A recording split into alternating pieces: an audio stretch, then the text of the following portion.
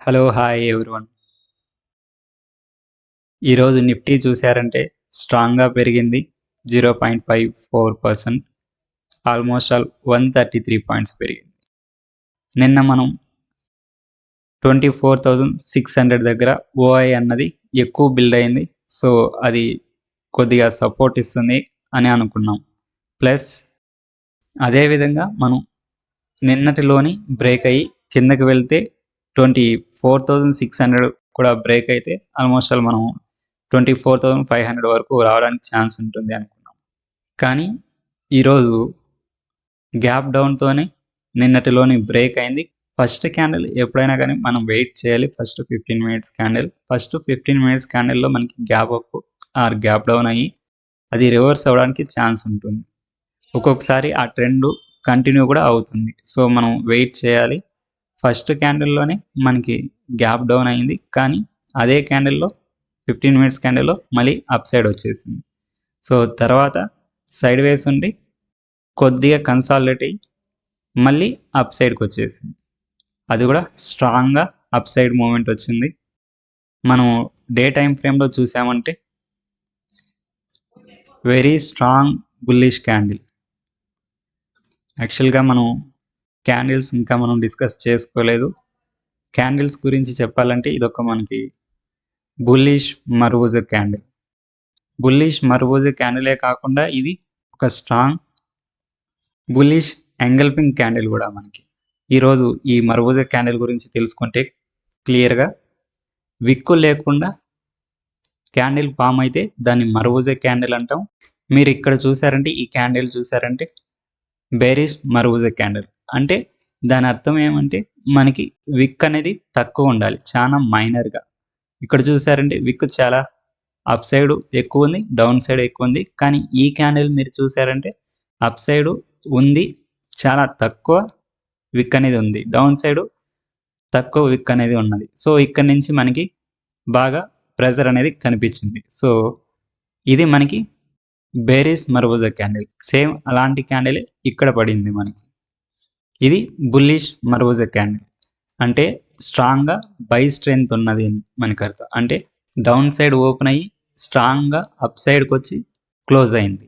అంటే మార్నింగ్ మనకి sellers down side open చేసినా కానీ బయ్యర్స్ స్ట్రాంగ్‌గా అప్ సైడ్‌కి తీసుకొచ్చారు. అంటే స్ట్రాంగ్ బై మూవ్‌మెంట్. బయ్యర్స్ స్ట్రాంగ్‌గా ఉన్నారనేసి ఇందులో మనకి మీనింగ్. సో, అందుకే మనం ఇది బుల్లిష్ మర్వూజ్ అంటాం. అదే కాకుండా మనకి ఇది ఒక engulfing candle. Bullish engulfing candle. అంటే దాని మీనింగ్ ఏమంటే మనకి ప్రీవియస్ క్యాండిల్ ఒక చిన్న క్యాండిల్ అయి ఉండాలి. ఆ క్యాండిల్‌ని కవర్ చేస్తూ ఈ క్యాండిల్ ఫుల్ ఉండాలి. ప్రీవియస్ క్యాండిల్ రెడ్ క్యాండిల్ ఉంది. ప్రెజెంట్ క్యాండిల్ గ్రీన్ క్యాండిల్ పూర్తిగా రెడ్ క్యాండిల్‌ని కవర్ చేసింది. కాబట్టి ఇది బయ్యర్ స్ట్రెంత్. అంటే ప్రీవియస్ క్యాండిల్‌ని చూసారంటే దాన్ని కవర్ చేస్తూ బయ్యర్స్ అనేవాళ్ళు హెవీగా వచ్చారు. ఇది ఓన్లీ మనకి న్యూస్‌తో సంబంధం లేకుండా only chart analysis, pure technical analysis. So, దీన్ని బేస్ చేసుకొని మనకి టుమారో అప్ సైడ్ వెళ్ళడానికి ఛాన్స్ హైగా ఉంది. సో, ఎక్కడి వరకు వెళ్ళే ఛాన్స్ ఉంటుందంటే మనం ఇక్కడ రెసిస్టెన్స్‌ని మనం డ్రా చేసుకున్నాం. 25,060, 50 అరౌండ్ మనకి ఇక్కడ రెసిస్టెన్స్ అన్నది ఉన్నది. అప్ సైడ్ ఎక్కడి వరకు వెళ్ళడానికి ఛాన్స్ ఉంటుందంటే 25,000 అరౌండ్ 25,000 వరకు వెళ్ళడానికి ఛాన్స్ ఉంటుంది.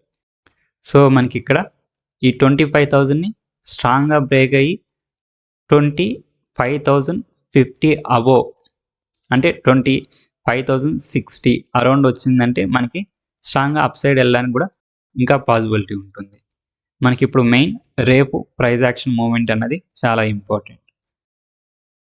రేపు 25,000 అబోవ్ గానీ క్లోజ్ అయితే మళ్ళీ అప్ సైడ్ వెళ్ళడానికి ఛాన్స్ ఉంటుంది. ఎక్కడి వరకు వెళ్ళడానికి ఛాన్స్ ఉంటుందంటే ఇది మనకి నెక్స్ట్ రెసిస్టెన్స్ 25,250.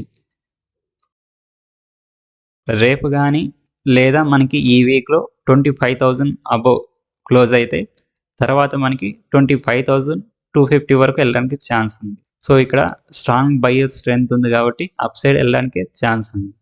ఇది ప్యూర్‌గా మనం టెక్నికల్ అనాలిసిస్ క్యాండిల్ బేస్ చేసుకొని సపోర్ట్ బేస్ చేసుకొని, రెసిస్టెన్స్ బేస్ చేసుకొని మనం చెప్తున్నాం. ఇది ఓన్లీ ఎడ్యుకేషనల్ పర్పస్ వీడియోస్ మాత్రమే. దీన్ని బేస్ చేసుకొని బై, సెల్ చేయకండి. ఇది బై, సెల్ రికమెండేషన్ అయితే కానే కాదు. ఇది ఓన్లీ ఎడ్యుకేషనల్ పర్పస్ వీడియో మాత్రమే. న్యూస్ కాకుండా టెక్నికల్‌గా క్యాండిల్స్ బేస్ చేసుకొని అయితే మనకి రేపు అప్ సైడ్ మూవ్‌మెంట్ ఉండడానికి ఛాన్స్ ఉంది.